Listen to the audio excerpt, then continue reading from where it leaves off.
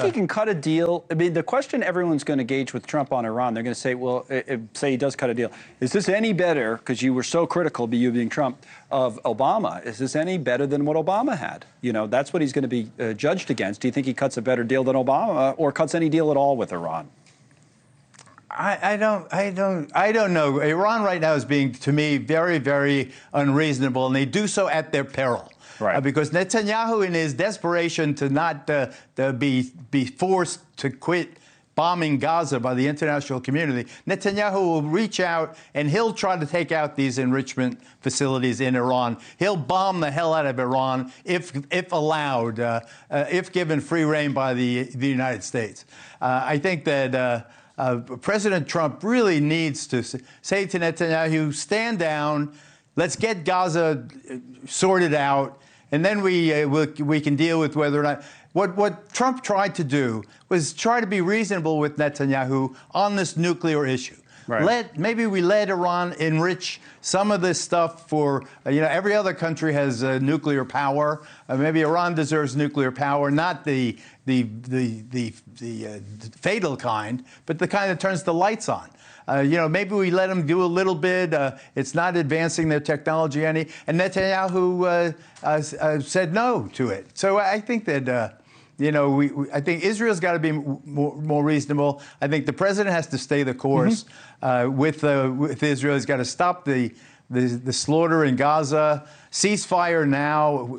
Just make it clear to both sides, particularly to the Palestinians, that Hamas cannot longer exist in Gaza. There's not going to ever be peace if Hamas is in charge in Gaza. Yeah. I think that it's got to be. Let me go to one other story. We'll get away from these world leaders for a moment. It'll be interesting, by the way, to see if Trump ever speaks with Xi Jinping this week. He's supposed to, the Chinese president. But the other thing, you and I think we were talking about the other day when you were on, this guy out in Boulder, Colorado, who's charged with a federal hate crime, number of state charges, Mohammed Salaban.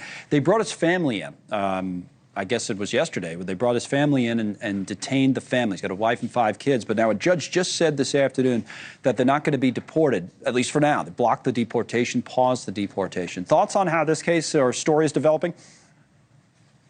Well, this scumdog deserves to rot the rest of his life in the 6th floor underground in the Supermax in Florence, Colorado.